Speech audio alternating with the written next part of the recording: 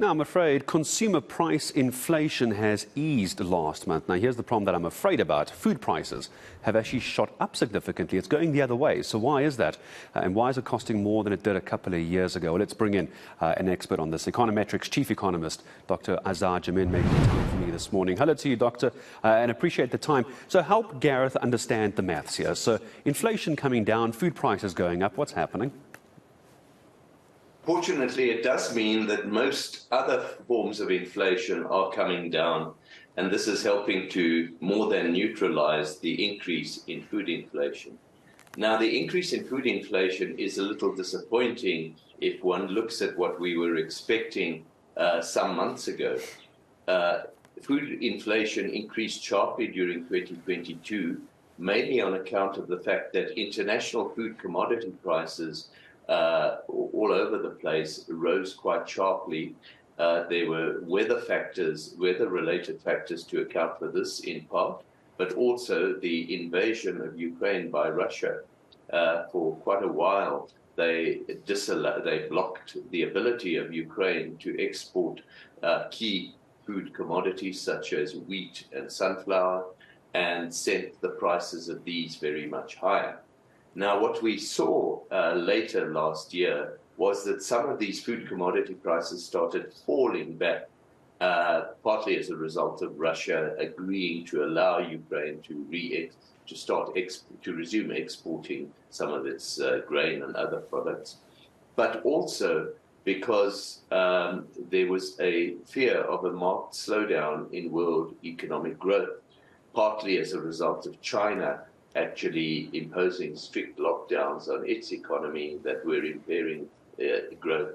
What we've seen most recently, however, is a bit of a reversal of that again. China has now lifted lockdown restrictions so that the demand for food from that source is starting to increase again. We've had droughts in a number of areas, including East Africa and South America reappearing, which is pushing up food prices. But more than that, in South Africa specifically, the imposition of intensified load shedding has meant that refrigeration possibilities have taken a huge knock.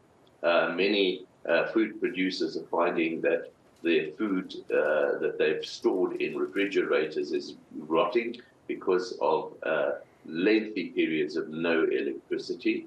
On the other side, you've also had a lack of electricity for irrigation in many areas, so that notwithstanding fairly good weather conditions for agriculture in this country, we've seen food inflation bucking the trend and remaining high for longer than we anticipated. But as I say, fortunately, other issues such as fuel and rentals and more generally the inability of producers to pass on cost increases because of the weak state of the economy has helped to neutralize the impact of higher food prices and enabled the overall inflation rate to come down a little. It hasn't come down as steeply as in other countries, unfortunately, yet. When you say yet, Doctor, because these are the numbers with inflation that we were sitting at about 13.4%. I remember numbers from April 2009. That was north of 13.6%. That reading back all those years ago. So could we get to record-breaking levels of food inflation this year, or do you think this year alone we could start seeing at some point, if everything falls into place, a slight reduction on food inflation? I think there is a general expectation that notwithstanding all these headwinds, we'll still see some reduction in food inflation.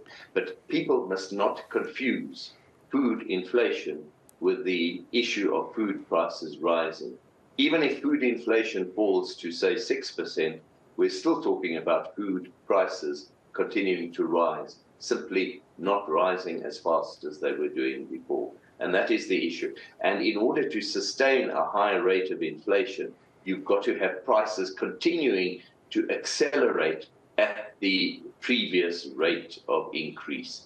And that's a tall order. And even with food, even with load shedding, it's difficult to conceive of the shortages being so acute that prices carry on rising at an annual rate of 13%. That's bound to fall back to 5, 6, 7% or so in due course.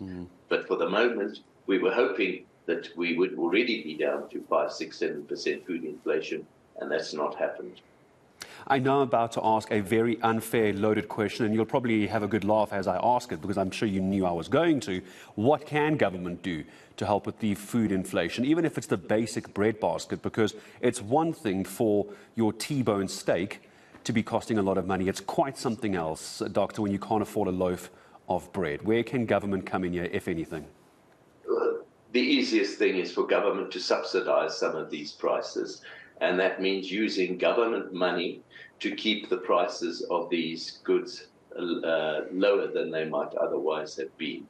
But that is a very short-term solution, and we've seen in the past that it actually worsens the government's fiscal situation and creates all sorts of other distortions, and is not necessarily the optimal way of dealing with this. Yes, but you know, the rate of VAT on a whole host of foodstuffs can be removed so that their prices then are 15% less than they might otherwise have been, or government can actually go out and offer the poor